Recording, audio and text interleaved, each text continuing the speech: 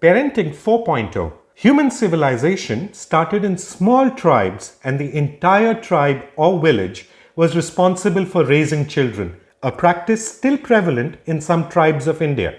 This prehistoric period is what we call as Parenting 1.0. With the advent of agriculture, the tribes settled into small villages and towns, and Parenting 2.0 was marked by joint family system wherein extended family and generations actively looked after the child. However, specialization in work and greater demand for autonomy led to advent of Parenting 3.0, marked by breakup of joint families into nuclear families where mother and father, with little help from grandparents, were responsible for raising children. India is currently in Parenting 3.0 with approximately 78% of households in India being nuclear.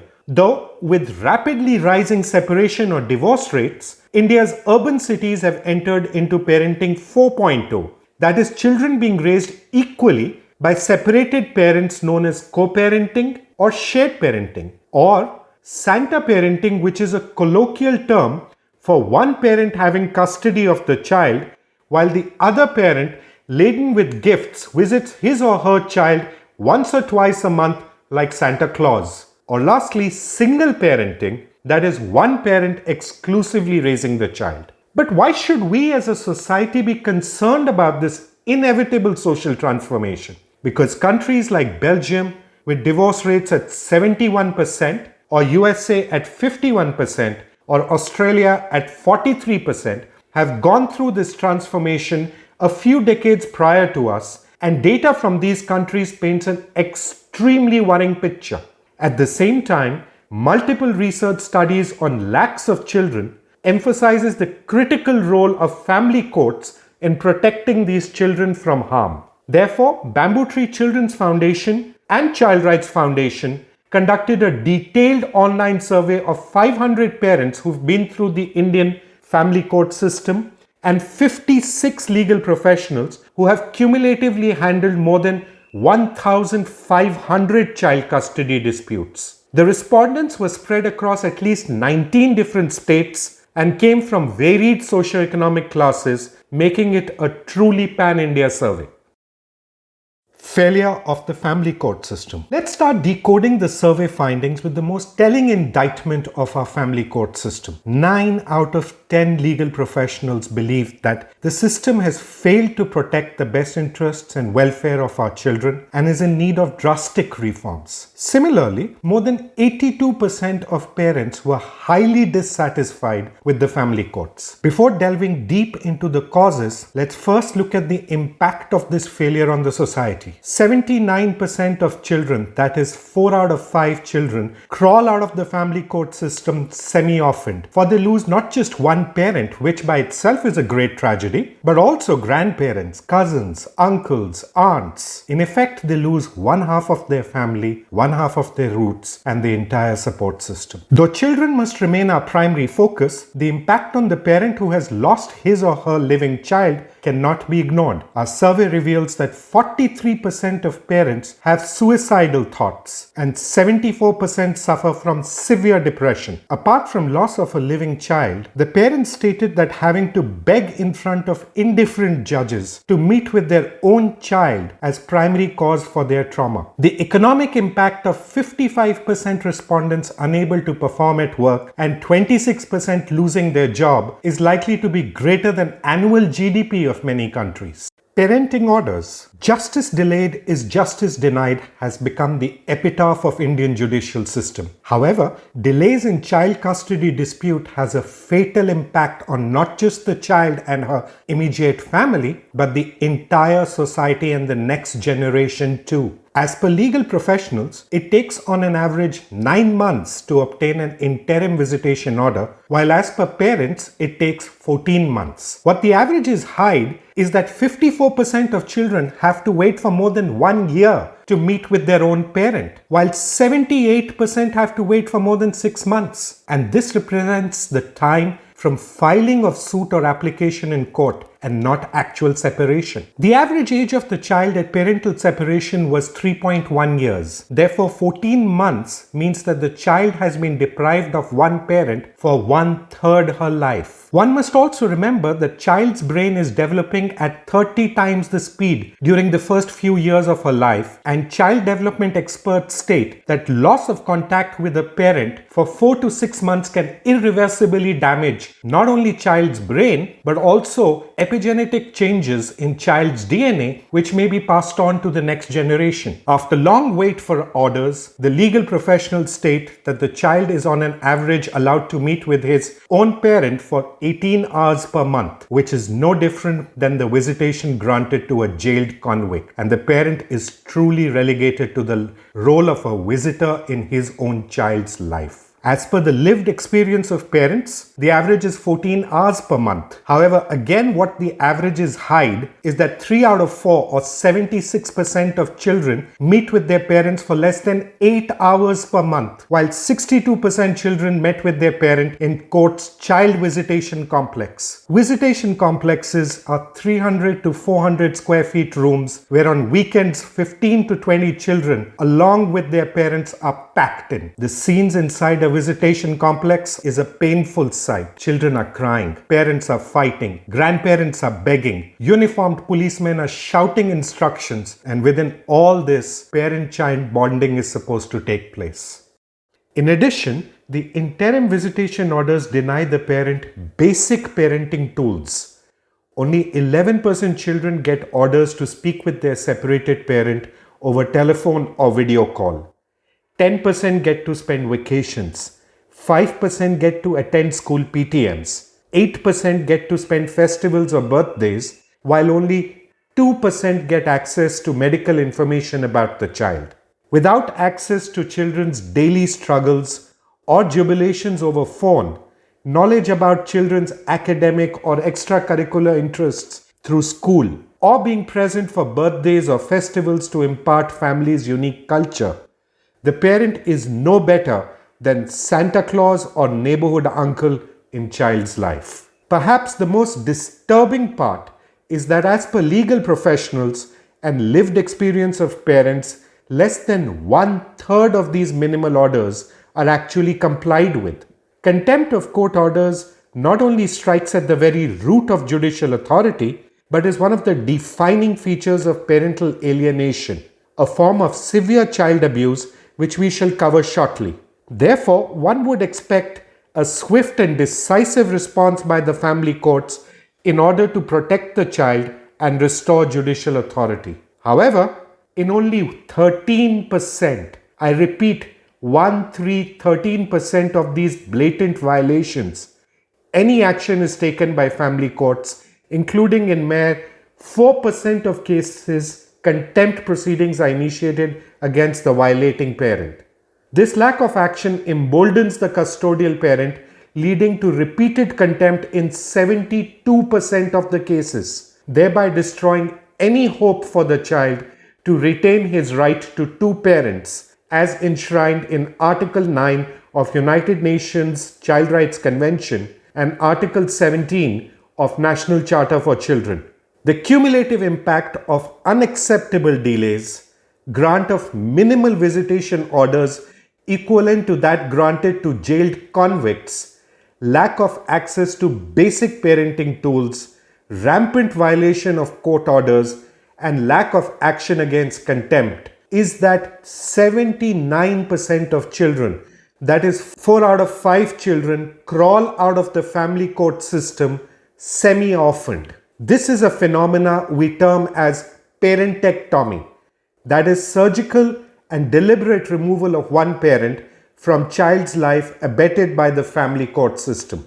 Data reveals that these children of a lesser god are 15 times more likely to have behavioral problems, 7 times more likely to drop out of school, 15 times more likely to commit a crime, 7 times more likely to become pregnant as teen, 5 times more likely to commit suicide, 10 times more likely to go to prison, and far more likely to abuse drugs and alcohol. In fact, evolutionary biologists believe that one of the reasons why humans have dominated over planet Earth is because we practice dual parenthood. International best practices. Fortunately, decades of scientific research has conclusively ended the debate on parenting time arrangement that minimizes harm and produces optimal outcomes in children of separated parents. More than 60 research studies on approximately 250,000 children conducted in 14 different countries categorically state that shared parenting, that is at least 35% of child's time with either parent post-separation, produce optimal outcomes on all 5 comprehensive parameters studied, that is academic or cognitive outcomes like grades, attentiveness in class, emotional or psychological outcomes like depression, anxiety, self-esteem, behavioral outcomes like hyperactivity, substance abuse, ability to make friends, overall physical health and stress-related problems, and quality of parent-child relationship. These positive outcomes held true irrespective of 3 most cited objections to shared parenting, known by the acronym PIC, that is, difference in parenting styles or P, difference in incomes or I, and conflict between parents or C. In addition, 110 of the world's most renowned child psychiatrists, psychologists, family therapists came together to review all research over the past 30 years and have unanimously stated shared parenting, that is more than 35% of the time with either parent, should be the norm for parenting plans for children of all ages, including very young children. The most important finding emerging out of various research studies is that children thrive and benefit from authoritative parenting when they spend spontaneous, unstructured time doing routine tasks like cooking or having meals together, running errands, getting ready for school, working together on homework, shopping, doing chores, planning vacations, or such activities. In light of these and many more conclusive studies, countries like Australia, Canada, Italy, Denmark, Sweden, Norway, Belgium, Greece, most states of United States of America,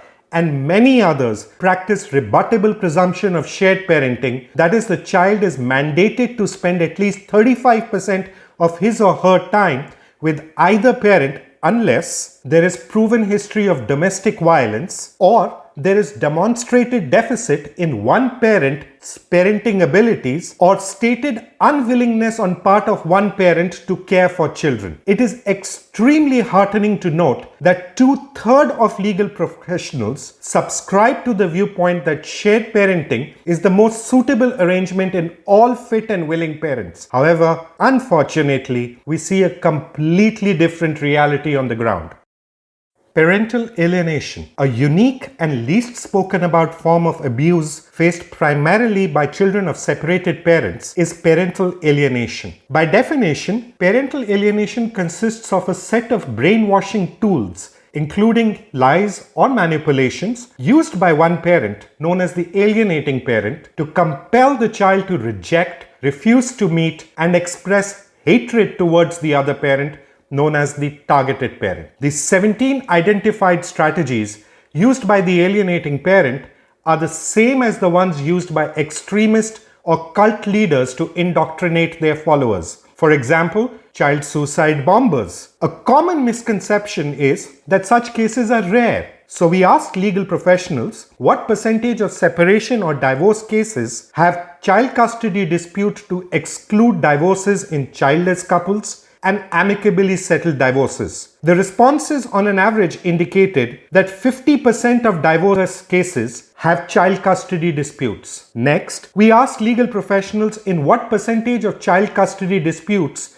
do they find tutoring, brainwashing, or parental alienation, and they responded that on an average it is present in 60% of cases. On taking extremely conservative view of this data, that is assuming only 10% separation or divorce rates compared to 16% calculated from United Nations data on crude divorce rates in India, and assuming only 35% of these have child custody disputes instead of 50% reported by legal professionals. And again, assuming that only 35% of these cases have brainwashing or parental alienation present, compared to 60% reported by legal professionals, an astronomical 1,30,000 132,000 children are added to the alienated pool each year in India. To put this number in perspective, there are 9,000 cases of child trafficking and 30,000 murders reported in India each year. The next question that arises for consideration is that if it is so prevalent, should we just ignore it and dismiss it as an inevitable consequence of divorce? For one, countries like Brazil, Mexico, Romania have passed a law making parental alienation into a criminal offense with escalating penalties including jail. Courts across the world including United States, UK, Canada frequently pass orders directing therapy for the alienating parent and shifting the custody of the child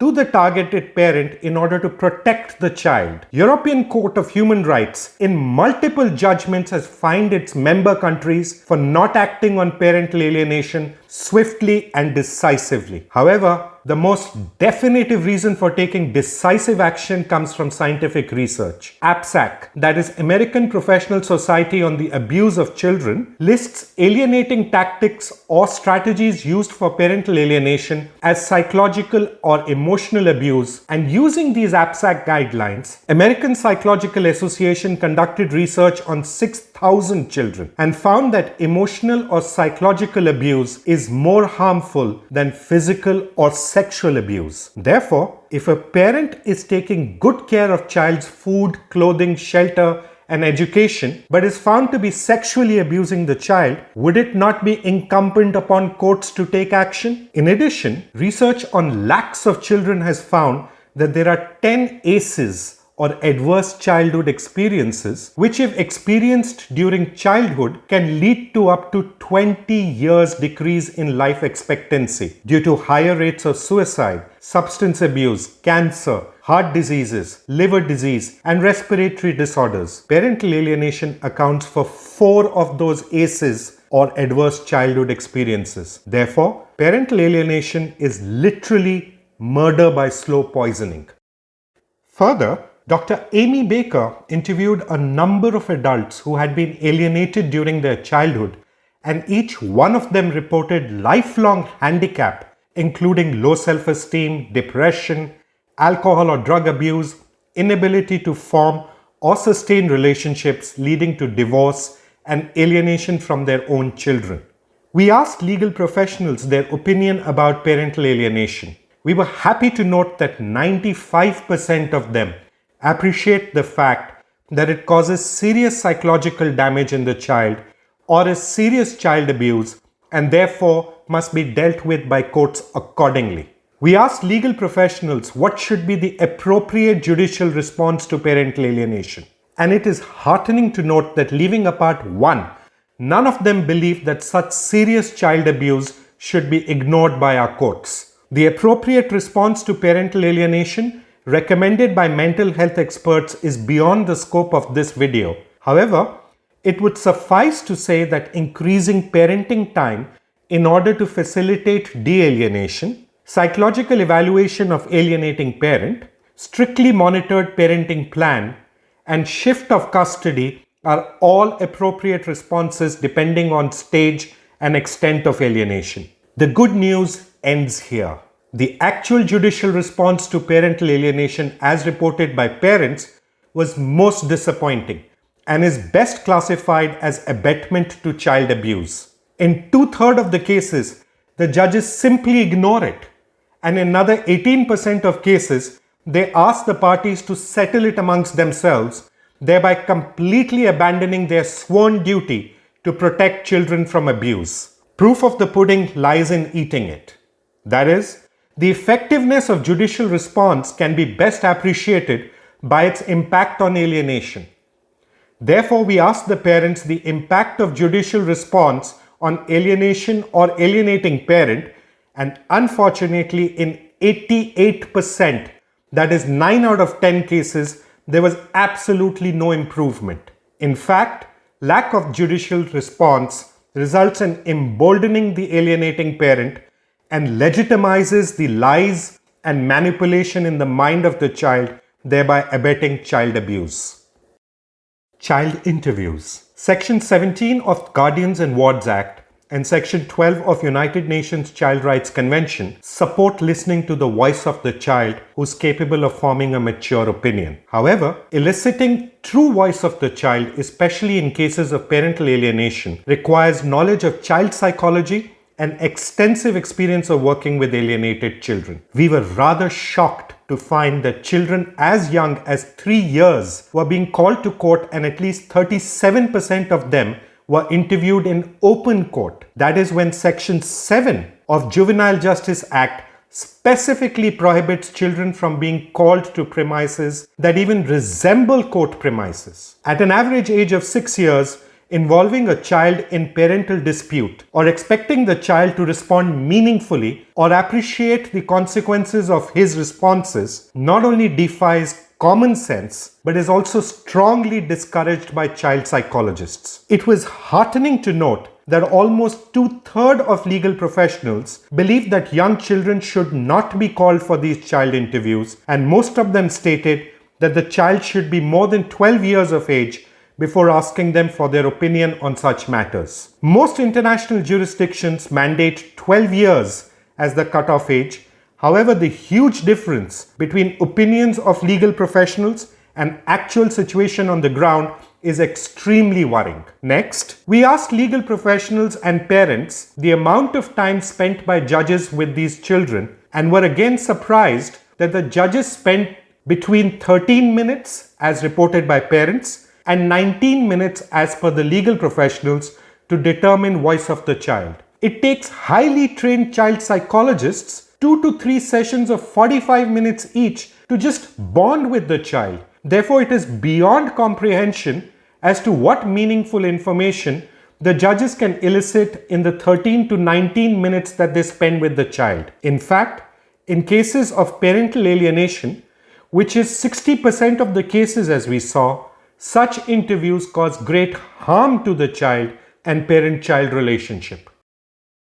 Judicial response to COVID-19 pandemic. COVID-19 pandemic was a period of extreme turmoil for children of separated parents, wherein even the minimal contact that they had with their non-custodial parent was unilaterally suspended by most custodial parents. These children suffered through break in routines, closure of schools, loss of learning, loss of social interaction like other children, but on top of that, they suffered loss of parental assurance, fear of death of one of their parent, and extreme anxiety from lack of information about well-being of their parent. In a study conducted by King George Medical College, Lucknow, on impact of COVID-19 pandemic and lockdown on mental health of children, they state, and I quote, "As during the formative years of life, the role of parents is very crucial. Any disruption in the form of isolation from one parent can have long-term effects of perceived attachment of the child. The children may develop feelings of sadness, anxiety, fear of death, fear of parents' death, and fear of being isolated in the hospital, which may have a very detrimental effect on their psychological development." End quote. The response of Supreme Court of India was most disappointing, since at least 2 PILs were filed before the Supreme Court asking for daily virtual communication between children and their non-custodial parent. However, both were turned down